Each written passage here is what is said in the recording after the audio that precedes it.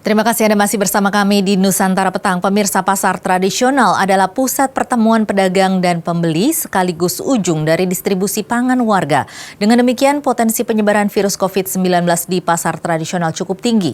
Berdasarkan data yang dihimpun oleh Ikatan Pedagang Pasar Indonesia (IKAPI), 573 orang positif dan 32 orang meninggal dunia yang tersebar di 110 pasar seluruh Indonesia.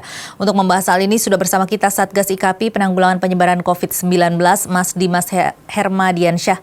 Selamat sore Mas Dimas. Selamat sore Mbak Tasya. Ya, ini angkanya cukup tinggi ya Mas ya. Per 15 Juni ya 2020 ini sebanyak 573 pedagang dari 110 pasar di seluruh Indonesia positif, 32 orang meninggal dunia. Nah, ini bahkan hampir 2 kali lipat dari data 29 Mei. Ini kurang lebih tidak sampai 1 bulan ini, padahal pada 29 Mei lalu 214 orang. Ini hampir 2 kali lipatnya, melonjak sangat tinggi. Begitu ya Mas ya? Iya. Ya, ini seperti itu Mbak realitanya. Ya, karena memang kenapa seperti itu kami nilai karena di pasar itu tingkat interaksi antar manusia cukup tinggi. Dan di pasar itu relatif ya protokol kesehatan itu belum bisa berjalan sebagaimana yang diharapkan karena masih rendahnya kesadaran masyarakat untuk memperlakukan protokol kesehatan gitu Mbak. Iya, Seperti selama itu. ini sebenarnya bagaimana protokol kesehatan itu diterapkan? Apakah memang sudah ada peraturan untuk memberlakukan protokol kesehatan yang diberikan oleh Pemprov DKI Jakarta? Kalau melihat di DKI Jakarta, itu kan sudah ada pergubnya terkait dengan protokol kesehatan yang diterapkan oleh Gubernur DKI gitu dalam seperti sanksi tidak menggunakan masker seperti itu. Tapi memang fakta di lapangan tingkat kesadaran masyarakat itu masih sangat rendah kalau kita lihat. Artinya apa? Perlu keseriusan dari berbagai pihak untuk secara intensif melakukan penyadaran kepada masyarakat, khususnya pedagang dan juga para pengunjung pasar. Dan kalau kita lihat memang kenapa bisa demikian? Karena pedagang pasar dan juga pengunjung pasar ini rata-rata tingkat kesadarannya rendah ya, maka perlu ada sinergisitas lah berbagai pihak, khususnya pemerintah daerah dan juga kami yang notabene adalah para pedagang-pedagang di pasar DKI Jakarta seperti itu. Iya, karena kalau di Jakarta sendiri ini jumlahnya sebenarnya memang cukup tinggi ya. Hingga saat ini sudah ada 58 orang yang dinyatakan positif COVID-19 dari klaster pasar di Jakarta sendiri ya, begitu ya Mas? Iya, betul. Tingginya temuan itu memang dari intensifnya juga dari beberapa upaya yang dilakukan oleh Pemda DKI dengan menerapkan atau melakukan rapid test dan swab test para pedagang pasar seperti itu.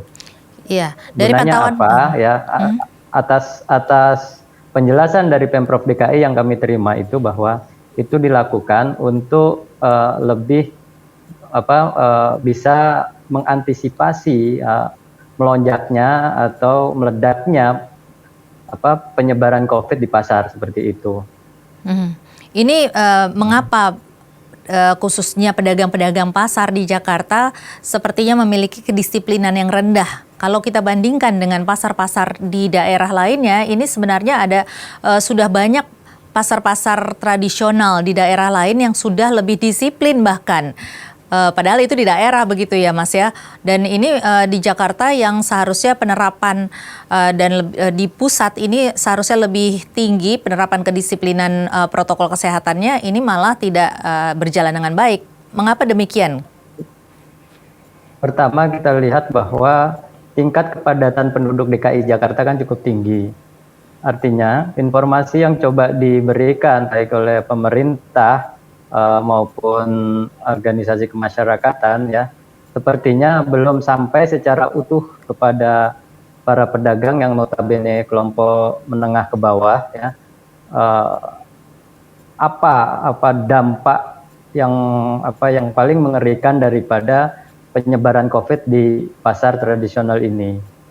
Dan kita lihat dari penjelasan para teman-teman atau para pedagang yang sudah sudah kami lakukan pendekatan dan ternyata masih bandel seperti itu untuk menerapkan protokol kesehatan, karena mereka cenderung sudah jenuh dan lelah gitu terhadap kondisi yang cukup panjang bagi mereka atas pemberlakuan PSBB itu gitu.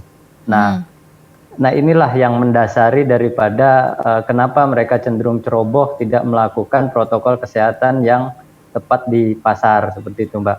Nah, tapi dengan demikian kami tentunya tidak putus asa. Kami IKAPI tetap melakukan upaya-upaya pendekatan kepada para pedagang, menyadarkan kepada para pedagang agar tetap mau melaksanakan protokol kesehatan. Tujuannya apa? Supaya pedagang tidak kehilangan mata pencarian. Sejauh ini seperti apa upayanya, Mas, yang dilakukan oleh IKAPI sendiri? Kami melakukan sosialisasi kepada para pedagang, himbauan. Kami juga menerbitkan brosur selebaran kepada para pedagang tentang protokol kesehatan dan juga mengenai dampak-dampak kalau seandainya pasar ini menjadi tempat penyebaran COVID-19 seperti itu, Mbak. Oke, baik. Nah, ini untuk dari IKAPI sendiri menurunkan berapa personil, Mas, untuk mencakup seluruh pasar di Jakarta? Sudah cukupkah personilnya? Karena kami dari organisasi kemasyarakatan, kami tentunya masih banyak keterbatasan. Oleh karena itu, kami mengajak seluruh pihak. Kami melakukan komunikasi juga ke Pemda DKI dan tadi juga dipertemukan dengan Direktur PD Pasar Jaya, dan juga kami bersepakat untuk bersama-sama melakukan program penyadaran untuk pelaksanaan protokol kesehatan di pasar, gitu, Mbak. Oke, baik. Dan ini adalah hari kedua diterapkannya aturan ganjil genap terhadap pedagang pasar. Nanti kita akan bahas hal itu, tetapi kita harus jeda sejenak, Mas Dimas. Dan pemirsa, tetaplah bersama kami. Nusantara Petang masih akan kembali dengan Dialog Nusantara Petang sesaat lagi.